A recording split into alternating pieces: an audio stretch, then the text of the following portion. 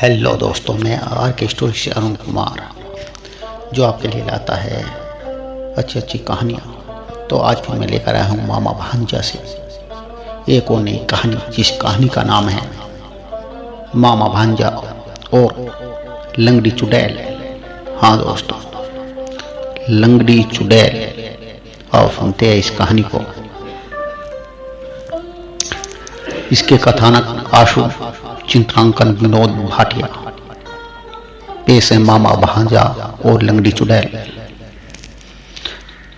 भांजे, अगर इंसान में बुद्धि और साहस हो तो वह विपरीत परिस्थितियों को भी अनुकूल कर सकता है। उदाहरण के रूप में तुम्हें एक कहानी सुनाता हूँ, सुनाइए मामा जी।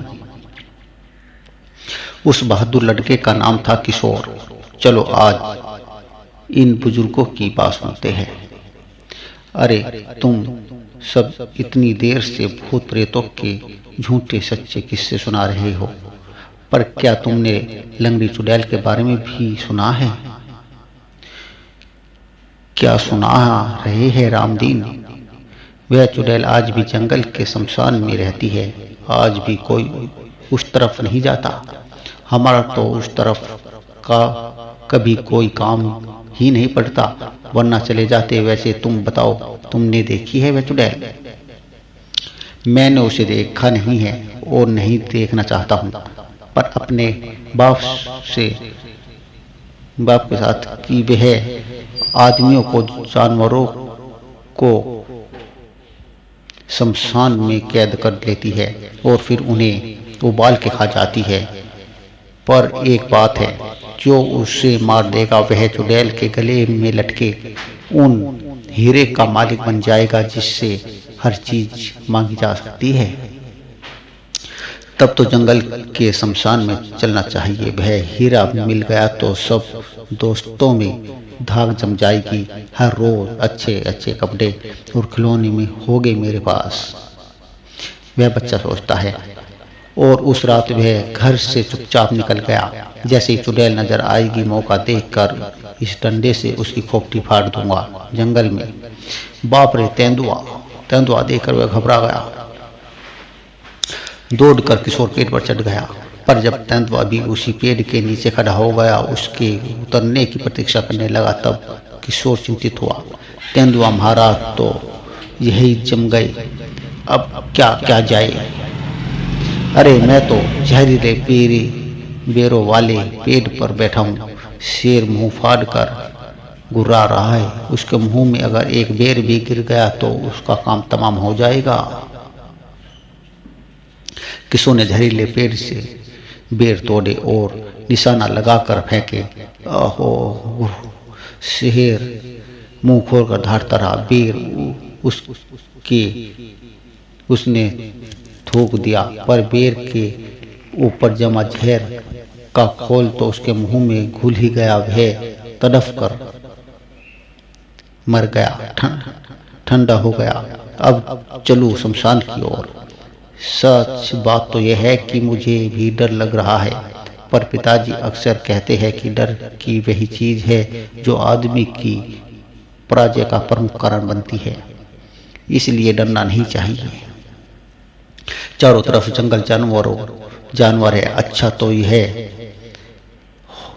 है कि मैं किसी पेड़ पर चढ़कर रात बिता दूं, पर ऐसा करने का मतलब होगा कि सुबह यही हो जाएगी। जब तक कि मुझे रात में ही घर पहुंचना चाहिए, ताकि माँ और पिताजी को पता चले कि मैं रात को बाहर गया था। शमशान भी अधिक दूर नहीं है। लेकिन जिसके पास वह चोरी छिपे जा रहा था, उसने तो उसे देख ही लिया था। ओह, शिकार बहुत दिनों से किसी बच्चे का मुलायम गोश्त नहीं खाया। दबे पांव जाऊंगा और एक ही बार में सिर फोड़ दूंगा उसका। अरे यह तो जाल है, बचाओ। ही नन्हे शिकार, अब खाऊंगी तुझे मसाले के साथ। फंस गया बेटा किशोर, ये तो वही लंगड़ी चुड़ैल है। चलो मेरे वफादारों, वीडियो खींच ले चलो इसे, तुम्हें भी इसकी हड्डियां मिलेगी। और ये तो गुफा में ले जा रहे हैं मुझे, अब यह खा जाएंगे उबाल के मुझे। गुफा में पानी उबाल रहा है। पिताजी ने एक बार कहा था कि मुसीबत हो पर दिमाग का साथ नहीं छोड़ना चाहिए, तो दिमाग लगाऊं। चल गया दिमाग। चुड़ैल नानी, क्या तुम सचमुच मुझे उबाल के खाओगी? हाँ मेरे नाती, मैं ही नहीं मेरे भेड़िया भी तुझे खाएंगे। फिर मेरे उस जादुई डंडे का क्या होगा? जादुई डंडा? हाँ नानी, वह जादुई डंडा है। मंत्र बोलकर एक विशेष ढंग से इसे पकड़ा जाए तो यह गाना गाता है। सच?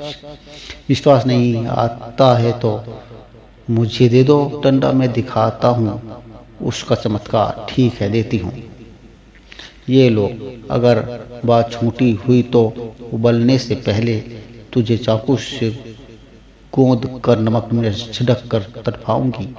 बेशक ऐसा ही करना नानी। पर डंडा हाथ में आते ही किशोर ने बड़ी हिम्मत का काम कर दिया ताकि लंगड़ी चुड़ैल के सिर में जा मारा। जय राम जी की नानी, ये रही पिंजरे की चाबी। वो डंडा हाथ में मारकर चाबी छीन कर उन भेड़ियों को भी मारा। ये भेड़िया चुड़ैल के पास नहीं जाते दे रहे हैं, जरा इन्हें मजा चखाता हूँ। जैसे ही एक भेड़िया को डंडा लगा, बाकी सब किशोर पर झपट पड़े।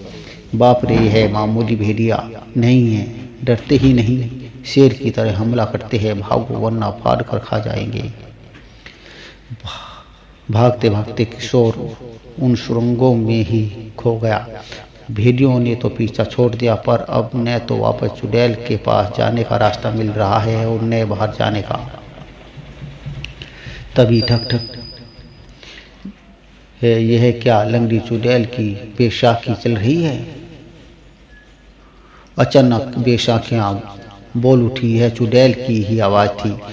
मेरी गुफा से आज तक कोई बाहर नहीं निकल सका। एक बार मेरी गुफा में आने के बाद उसे मेरा भोजन बनना ही पड़ता है। चुड़ैल नानी, क्या तुम बैसाखी के अंदर हो?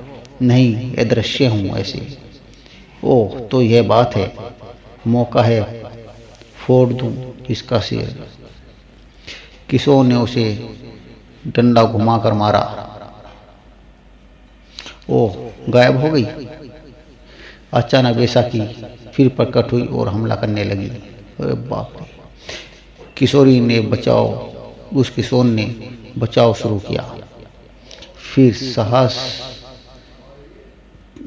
उससे की बैसाखी में से एक रस्सी निकली और किशोरी पर लिपट गई। यह मुझे अब उबलते हुए पानी में डाल देगी। बैसाखी उसे डायन के पास ले जाएगी।